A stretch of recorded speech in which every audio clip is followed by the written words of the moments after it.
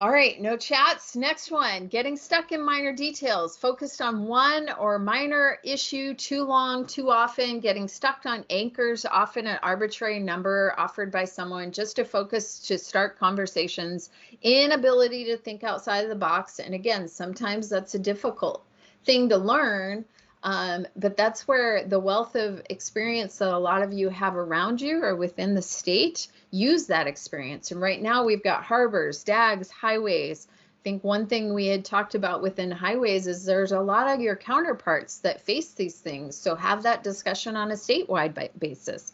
Paralysis by analysis, basically a failing to get agreement or disagreement because you're just like stuck. So we want to move forward. And part of this is how do we move forward? How do we get to the next step? Whether that's reaching agreement, sometimes it's not. In the next module, we're going to talk about dispute resolution. So when we get stuck. Okay, so here's an example. We're going to start pulling again, getting stuck. The contractor submits a change order for $350 to resolve the issue with unforeseen utilities. The project engineer prepares an ICE for $325 and rejects the contractor's proposal because she feels like the equipment costs are padded. Contractor explains that the cost for equipment rentals have gone up due to limited availability and COVID, and everybody's got to clean equipment now, and it takes so long. The PE and the contractor cannot reach agreement, and it's starting to impact the project schedule. So what is the best course of action for staff to take next? So A, reject the contractor's proposal. DOT has already determined the costs are not reasonable, so issue the change unilaterally. So that's one. And then Alan put in the chat, independent cost estimate for those of you who might not be familiar with ICE. Elevate the issue to upper management because change order is over $200,000 and the contractor has not substantiated his explanation. Accept the contractor's change order since their explanation seems reasonable. Record the discussion in the post-negotiation memorandum. D is ask for additional documentation to support the rental cost. Explain to the contractor that additional backup could help expedite approval. So again, we want to be collaborative. What would a collaborative negotiator ask? What would those questions look like? What might be some questions that you guys ask as a collaborative negotiator? You're having a discrepancy on the equipment cost. What might you ask? How might you ask it?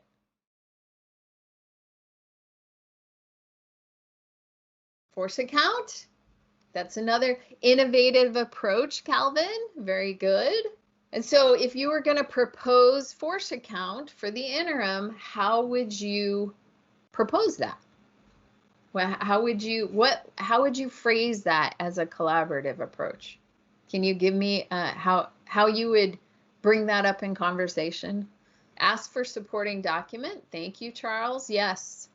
How might you phrase that? I really want to help move this along. I, not you, Mr. Contractor, your proposal lacks justification. I can't approve it. See, like I naturally start pointing. That's bad. How can I help get this approved? How can we move this forward? Issue a field order not to exceed. So again, that's similar to Calvin's to move progress forward, establish a monetary value. So again, that's an innovative approach, and you might phrase it as, looks like we're not reaching agreement. One way I can move this forward is to establish a not to exceed price, and we can document that. We can document it even if we document it for a little bit and then use those numbers moving forward, right? So that's a great collaborative, innovative approach. I think one of the other ones, Charles is saying asking for supporting documentation. Then I would just remind you, how do you ask? I'm having a little bit of a problem with the equipment rental costs. I'm not quite understanding how your numbers are so off from mine. Would you mind providing additional information so I can help get this approved? That my RE or my project engineer or construction engineer, I need to make sure there's enough documentation and supporting information to help approve this. How can we do that? So just kind of think about how you're framing your questions and that you want to work towards those those collaborative approach, very good. Miles and Calvin, yes, moving forward with some kind of force account is another innovative way to get there. So D, and then you can see, and as I'm sure you'll pore over this information tonight as you're going to sleep, but some of those issues were avoidance, right? I'm going to elevate it so I don't have to deal with it. I'm just going to accept it because I'm avoiding or accommodating. D, we're collaborating. We make sure both of our needs are getting met, and then we frame those questions in a collaborative approach. So very good. Okay, let's sum it up. So in the summary, focus on major items, right? So you're only 25,000 apart, and it is an estimate. And so again, there's give and take on a project. So maybe you can focus on other issues you may have to solve. Ask questions to understand the contractor's position. So again, I'm not quite understanding where these numbers are coming from. Can you explain? Where are you getting your equipment? Did you get 3 costs? Having that dialogue. Sometimes you're just going to agree to disagree, and that's where the force account or not to exceed items might come into play. Consider tabling it and then circle back. And again, consider alternatives. So we don't want to get stuck.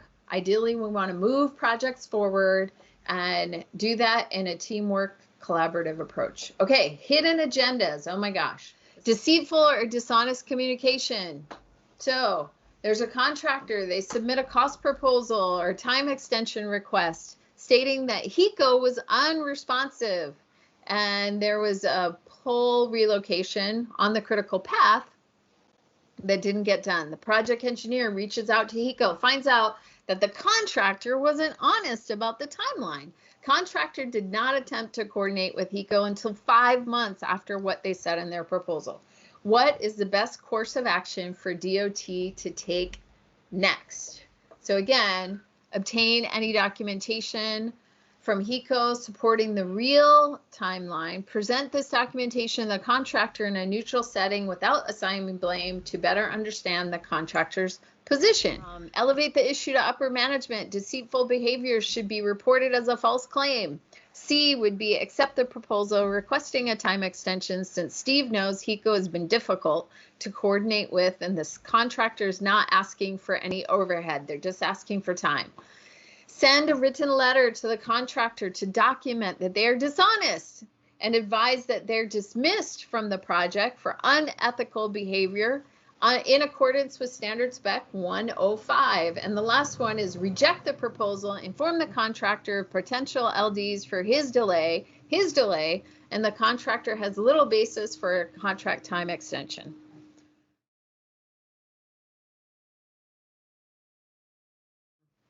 So Miles says A. Can you identify some of the styles here? Because I would do B, false claim. So what is the best course of action next? Can anybody guess what the style of E is? Competitive, yes. So we don't want to be competitive. But there are some times that you just can't help it. I mean, all of this is a strategy, right? That's why at the very beginning, there is no right or wrong answer. The point of this is discussion, and a lot of these, depending on other elements in the project, could be applicable, right? I mean, if you've dealt with this in the past, we don't say that, but if this is the 10th time, you might be doing B or D. But again, we want to get back to that. What would a collaborative negotiator do? What might that look like? So A, obtain any documentation from HECO, have a discussion, ask questions. How can I get more information to understand this timeline? Where did the information come from? Maybe that person got it from other people. I don't know, right? So maybe there is an honest, valid issue here. What would a collaborative negotiator do to create that neutral setting? What does a neutral setting look like to you guys? As a collaborative person, how would you frame questions? Be objective. That's right. So what might be objective? Like right now, you're personally feeling insulted, right? Somebody lied to me. How dare they lie to me? I can't believe they lied to my face. Okay, great. We're going to make it objective. What is the objective criteria here? How do we present it in a neutral setting? How do we phrase those questions? So one, what would a neutral setting look like?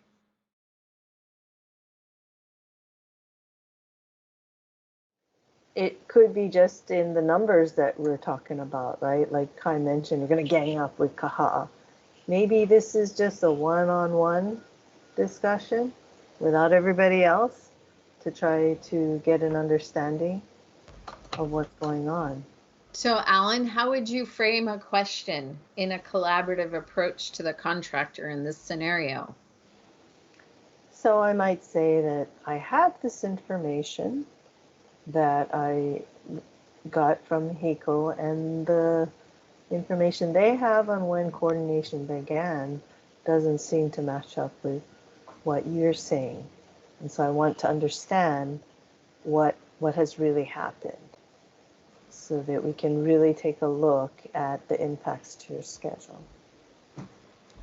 To our schedule. Mm-hmm. Yeah, our schedule. And how can I use this information? I would need this information to support your time extension. Right. We're looking for a way to support the time extension. So again, framing the question so that you're getting him, I need more information to support your time extension. I'm here to move it forward. How can we best do that, right? Instead of being accusatory, pointing fingers that I always like to do. So hidden agenda. Keep discussions open and honest. Work together. I think we had a comment on, what was it? Use objective was, I know I said, yes, be objective. I think be objective. You know, I would use the timeline of events. So it's not about you didn't give me this or I didn't get, you know, let's look at the timeline. Now, exactly what happened here. Can you explain to me, can we get more information so that this time extension can be supported? So try to understand their side as a party rather than an adversary. You know, picking up on arts, you know, don't take it personal. Understand their side. So what is their interest? Besides getting more time, maybe there's something else that's going on. Maybe they have been pulled by two different projects and they need more time. You know, how can we help that? Maybe we don't want to, but at least understanding their interests, right? That's part of what we're talking about. Offer to check with others to confirm facts. Don't make accusations. Don't get emotional. And the best trick to not getting emotional is trying to use that objective criteria rather than taking it personally, right? Okay, next one. Dealing with difficult people. I love this one. I actually love dealing with difficult people, and through the class material, I understand why, because I'm competitive. So we don't want to be that way. We want to be collaborative. We don't want to deal with emotional outbursts or yelling or stonewalling or just like saying the same thing over and over and over again, right? That drives me crazy when a contractor says that. But anyway, so the situation, previous example, they submitted their proposal for a time extension with the project engineer, Steve, and determined they may not have properly reflected the real time of events. Steve discusses inconsistencies with the contractor, Dale, and Dale becomes belligerent. How dare you, Steve, pointing his finger. How dare you accuse me of being a liar? So what is the best course of action for Steve to take next? A, match the contractor's behavior so he knows that you won't back down. It's a good negotiation strategy to match the behavior of the other party. B, elevate the issue to upper management. The engineer does not have to deal with belligerent and yelling people. C, respectfully tell the contractor discussions will be tabled until they can calm their emotions. D, react calmly. Let the contractor vent their frustration. Eventually, Steve might be able to hold a civil dialogue regarding the issue. And E, follow up with a second written notice referencing Spec 105 and dismiss them from the project. So what might be your strategy here? So again, so when we were talking at the very beginning, people were talking about not wanting to deal with difficult people. And part of it is this confrontation, those those S and C stylistic people don't necessarily feel comfortable. And realize when you understand your style, you can understand a little bit better about your negotiation style. And then how can you, in your personal style, be a little more collaborative? What tricks might you have to employ to do that? So D styles, and I don't know if you can say, I think C, D, and C. Yep. Remember, there's no right or wrong. It's what's next, and we have several people that talk about different things, especially in our COVID world that we live in. You might be having that discussion on Zoom. Again, you would want to try to do a face-to-face in a neutral environment so that you can read their body language and, you know, just, again, have a more in-touch conversation, but it's not always viable right now. So Miles is D or C, and then Charles says C.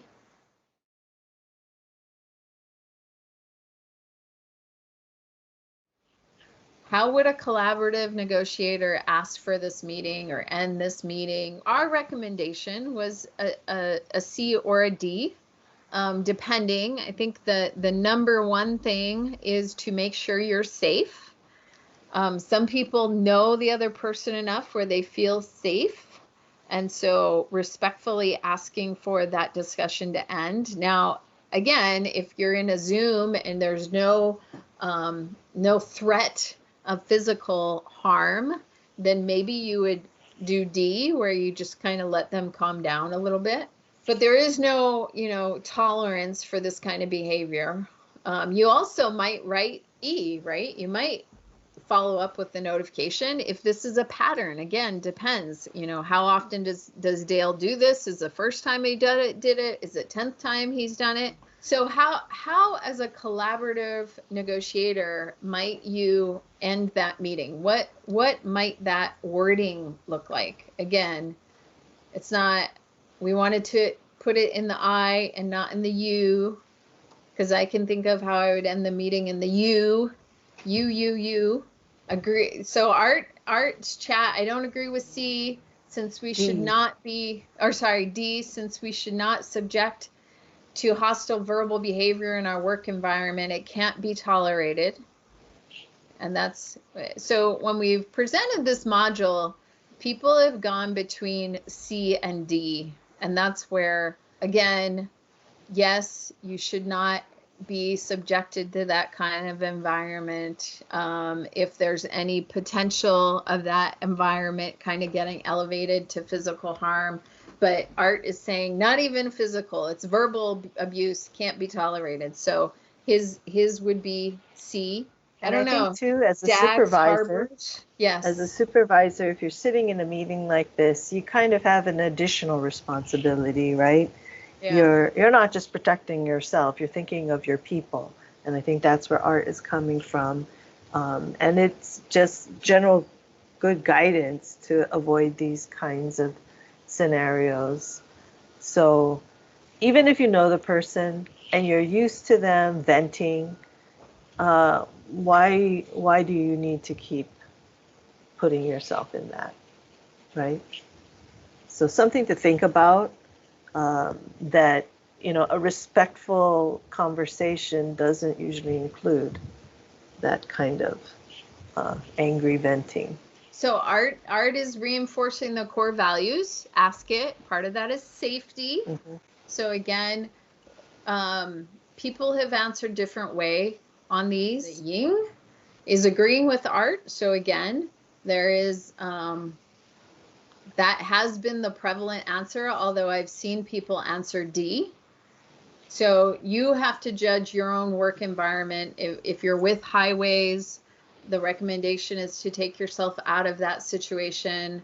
Kaha'a is kind of saying, is it verbal abuse or is it venting? All of these things kind of come into play. But how would you end the meeting? Let's just say C is how you're going to approach this situation. What might you say to end the meeting? Would you just stomp out? Would you just not talk and walk out? Or if you're on the phone, just hang up on them? How would you do that?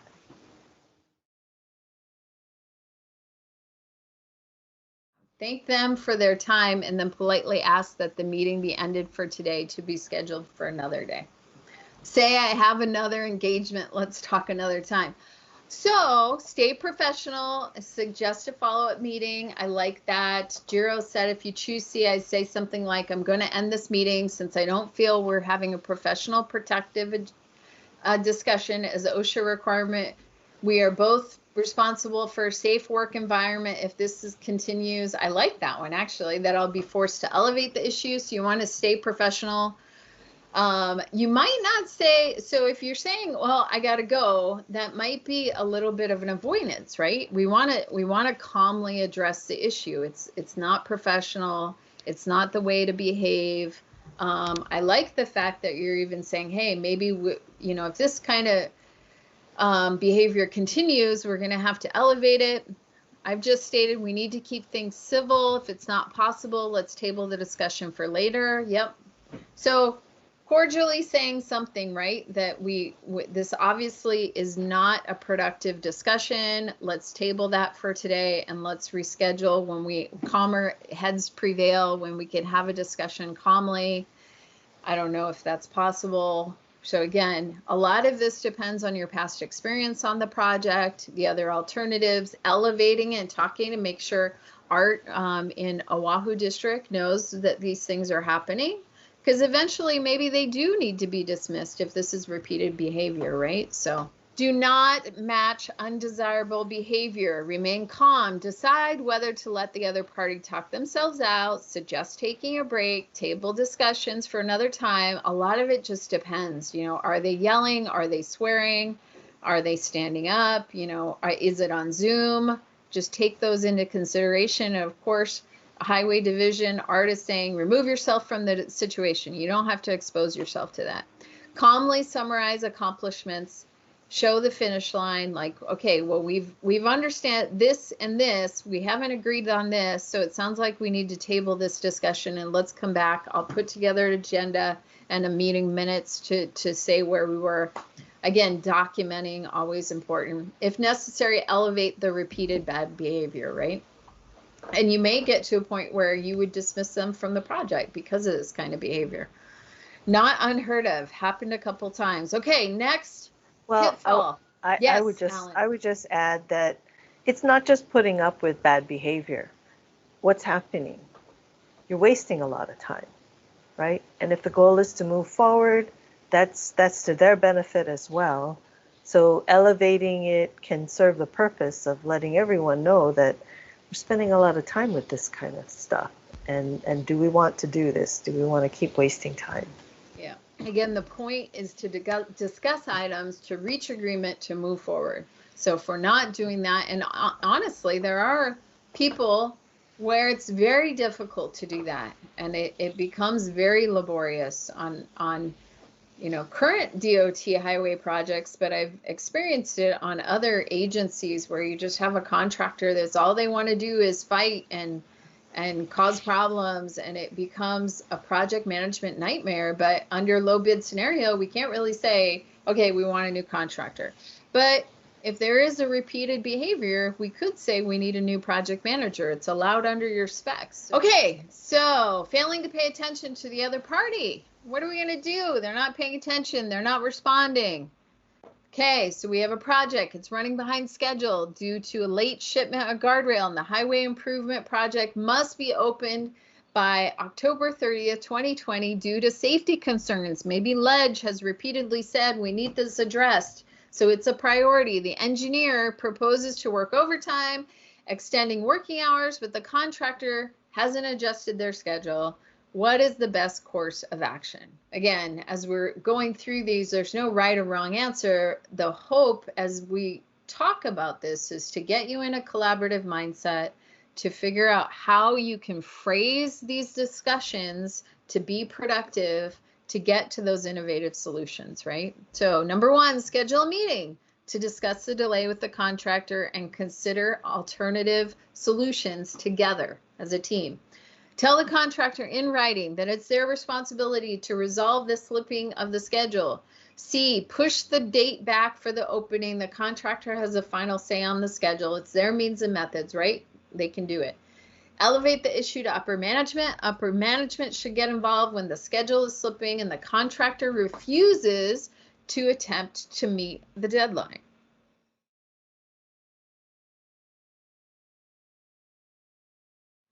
So again, we are a collaborative negotiator. We want to sit down and just discuss the issue, but so many things could happen, right? You could be doing this. What if they don't show up? What if they don't respond to your meeting request? Oh my gosh, you may have to elevate it.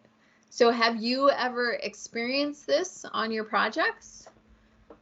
How have you dealt with it? It's funny because when we were putting this presentation together, it wasn't happening, but it happens to be happening on one of my projects now where it's like they just don't respond. So it's constantly 10 times, or I have to call from phone numbers they don't recognize because then they pick up. Innovative solutions. Okay, so everybody said A. So how would a collaborative negotiator ask the contractor to listen to understand the importance of deadlines? How might you phrase that?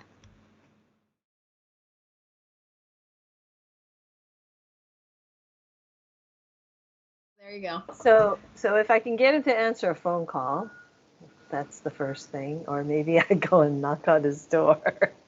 Yeah, it's hard to, I would do that too, but it's hard to do that nowadays, right? With COVID, True, you with can't COVID. necessarily do that, but Yeah. just pop in. I love to just pop into contractors, or sorry, people's offices to do that, to catch them and leave them notes. And okay, so you might And just pop in say, if they're not hey, responding.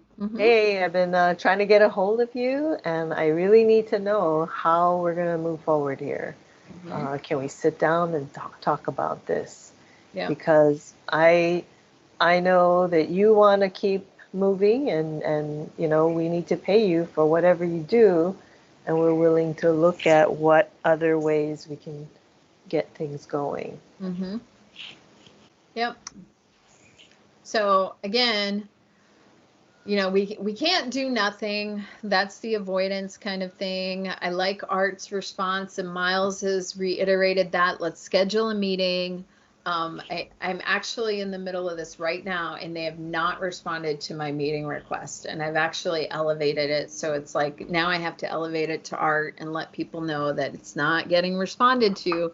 So a lot of these situations, you know, we may, if they're not responding and you've asked, and then you put the meeting invite, and then Art calls, and then they don't respond to Art, we may have to write them a letter, right? There's a lot of these things may come into play. Again, you may have to elevate it under the new highways dispute resolution policy. If something is lingering for a couple weeks, we start blasting to everybody so they have situational awareness. So a lot of these things can happen. I think the point is that we try to have that discussion to reach agreement. Again, negotiation is a discussion to reach agreement so that we can move the project forward. The ultimate goal that we're striving on our projects, and there are multiple ways to get there, and focus on being a collaborator rather than a competitive person or avoidance person, things like that. Okay, so let's summarize this. Actively listen, ask questions, paraphrase what the other person is saying so you understand both parties. Use all modes of communication, because maybe sometimes it's style, right? Visual, maybe they need to see it, meet at the site, write an email, use different forms of communication. If somebody doesn't seem to be listening, speak sincerely about the divide. Again, you're asking questions. I'm not quite understanding why it's so hard to get a response. You know, why can't we address this? I really am trying to help us move this project forward. Again, using how can I do this? Emphasize that you'd like to solve the problem together. And if all else fails, if you documented it, at least you've documented your position, and then you're on to the next step, right? We have our last one. This is fail to document agreements, not annotating important dates, revisiting issues. Settlement can be counterproductive. Oh, Lisa and Kaha'a, you're going to like this one. All right, so contractor XYZ in the state negotiate a change order for $150,000 to resolve issues unforeseen utilities on a federal project, and the state and the contractor start negotiations at $120,000 and $200,000 respectively. Over the course of 3 sessions, both parties agreed to $150,000. But a year later, Federal Highways conducts a random audit and determines that $150,000 was not supported by the change order backup, and the federal funding should be withdrawn for the change order. Of course, they would never do this, right? But let's just pretend. The state project engineer scrambles to prepare backup, but couldn't remember all of the key dates. How could the situation have been avoided? The state should have insisted that the contractor provide more complete proposal detailing the history with the change order backup. The state should have emailed Federal Highway each time he met with a contractor for negotiations. It's a requirement to inform FHWA of negotiation efforts. C, the state shouldn't have accepted a change order for $150,000 since their ICE was $120,000. D, the PE should have documented each meeting with meeting minutes, details, places, attendees, and agreements. And now it's a little bit simpler because we can record things. So worst case scenario, we try to have a recording somewhere so that you have that backup, even if you're using it for your own information. The PE should have discussed the meetings with coworkers so they could help him remember all the details. So, okay, where do you think we're at? Again, we want to be collaborative. What would a collaborative negotiator do? Okay, post the results. Whoa, we have such a range. How exciting on our last question. So the state should have insisted that the contractor provide more detail. And that actually is a valid answer, right? That could be one way if you don't want to have to do the writing. We talked about D, where the project engineer should have documented the meetings with the details, place, time, agreements. Again, nowadays, especially if you say, is it okay just for my memory to record this session? A lot of people I've seen they're okay with it. So even if you don't type it up, at least you have a documentation of the meeting, you have it recorded, put it in your electronic files. Or again, if you come to agreement, ask the contractor to summarize it and submit it with their backup.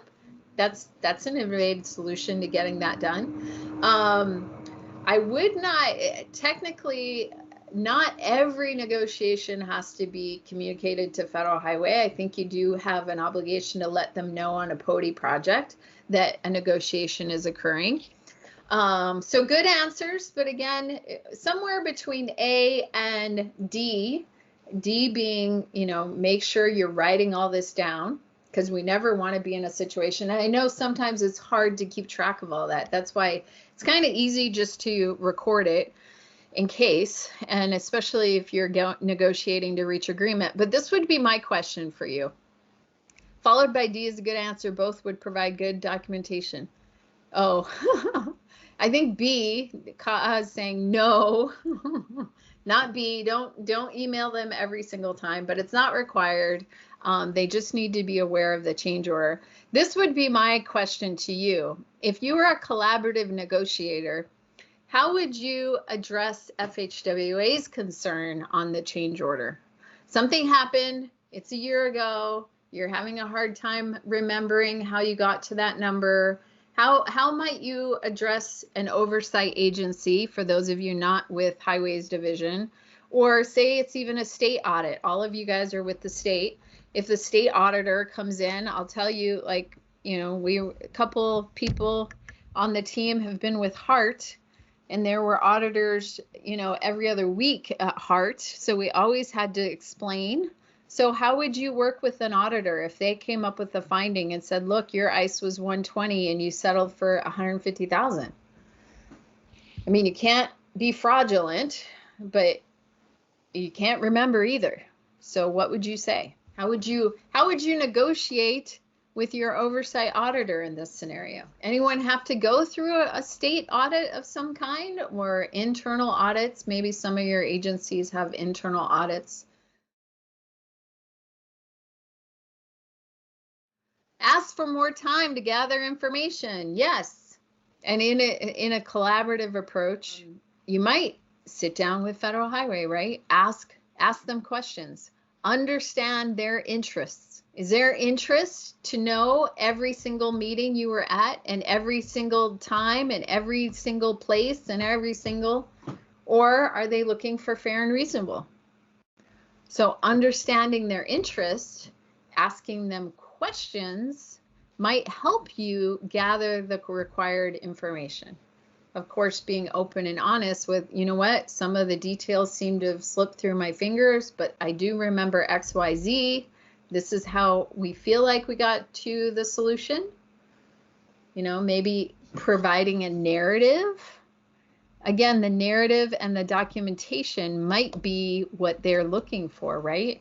Fair and reasonable. That might be a way to address if you don't have the specific details. But I would start with, again, it's a negotiation, right? We're at a point where we're not reaching agreement. How do we reach agreement? How do we ensure that that money was well spent if the details are missing? So you might have to come up with innovative solutions to meet that if you don't have the detailed information. Maybe there's a narrative or a justification that you can put the information together based on. You might even talk to the contractor. Maybe they remember. Maybe other parts of their team remember. So there might be ways to fill in the pukas of the documentation. But again, best practice, and Alan brought it up earlier, with following up with emails or documents, and a lot of that, if you have a method of capturing it in your email or recording things, having a filing system so that you have that backup information if you ever need it. Ask if alternative would be acceptable. Yes, ask alternative. And again, that goes back to now you're in a negotiation with your oversight agency. Understand their position. Ask them questions. What is your position? Don't take it personal. It's the same concepts. Anything we're engaged in, that same collaborative approach is what we want to kind of hammer home here today. Provide final cost supporting documentation. And again, if you don't have the detailed information, usually in an audit, let's see, Kaha said, important if you ask for more time, please make sure the extra time is used wisely and not just delay the inevitable difficult conversation. Again, make sure when you're getting more time, you're not avoiding, you're actually using it to prepare, to provide the documentation, to get the facts, things like that, okay? All right, so memories fade. Take the time to make notes. That's why we're talking in change orders to use your pre-negotiation objective, which is the P&O, and the post-negotiation memorandum, which is after, post and pre. Documentation should include the dates, the parties, locations, agreements. Again, a good way nowadays is to record if possible. Document significant discussions and especially departures from those original positions and why. I mean, all of that would feed into your change order justification. Appropriate documentation will recreate the situation for any reader. So as we're doing the COCOA reviews with the Highway Division, you know, Highway CC is involved with that. If they can understand it, then it's a good change, right? So they should be able to understand the position, where you started, how you got to where you're going.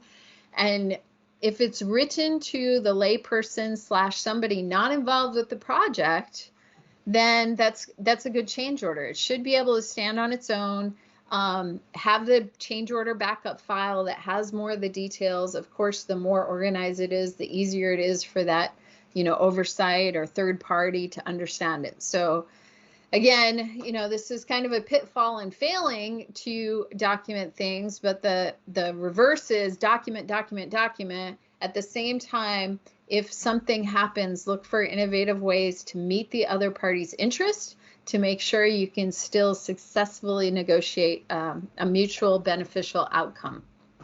Okay, so that is the last exercise. We are right at 11.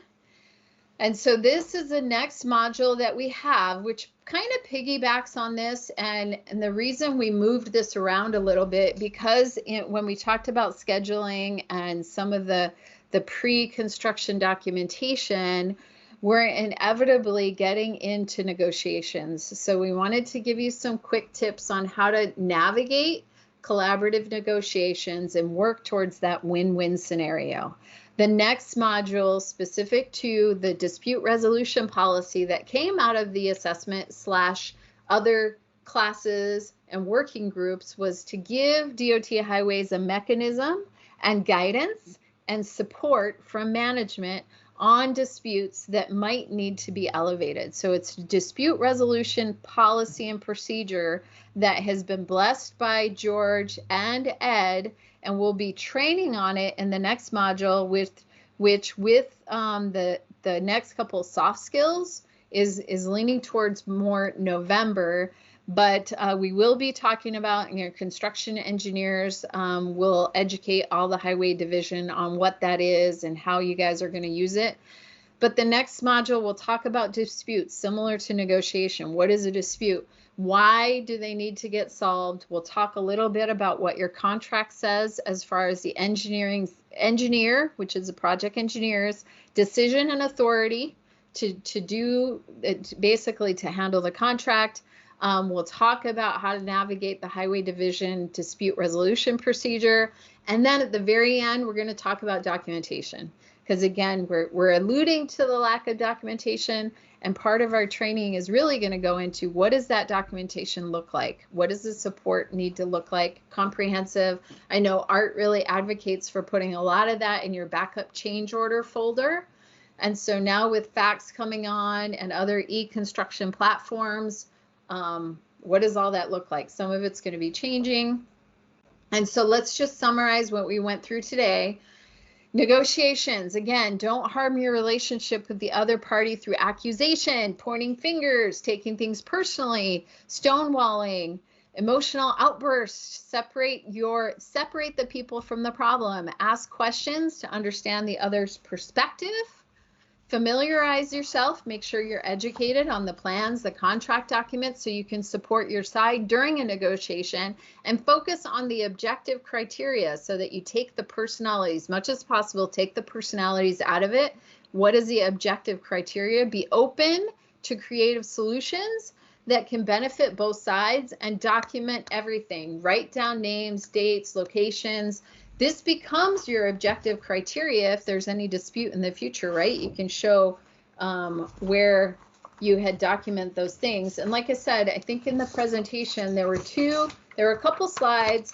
I feel like this is really the crux of it. And it takes, really remembering to do this stuff. Because for me, from being a more competitive style, I'm not always doing this. So I think it's a good reminder for everybody to collaborate and how to frame questions. And it's really magical when you start saying, I looked at your proposal and I really feel like I want to figure out how I can get Art to support this change. So what information can we include to make sure that it can get approved by Art, by Federal Highways, whoever it might be? So when you start framing your questions that way, it's really, that person, instead of being adversarial, is like, oh, okay, well, I can give you this information. And it's kind of interesting. I'd love to hear in future sessions how you've used it and how the tables may turn and people kind of change their mindsets. Okay, so the last slide, I was going to get little bracelets. I don't know if you remember this, but what would a collaborative negotiator do? So I want you to keep that in mind when you're going through this. What would a collaborative negotiator do? Ask questions, make sure you understand the person. What are those two interests? How can we get a solution that meets both of our interests? Not giving up, not avoiding, not changing things. Really working together as a team, teamwork being that core value of the highway division. How do we get there? So I just wanted to leave you with that thought so that you remember these little slides and how you can reframe questions. And I would challenge you to do it today, even with your kids, your wife, your partner, your coworkers. Try to do this and see. I would love to hear how it goes. I think on Teams, you can always text in this chat. I'd love to hear. Okay, so that's all we have. Sorry, it was a little bit late. We had a big group here. So I want to thank DAGS, Harbors, Highway Division. If you have any other questions, text us, let us know, and have a great day.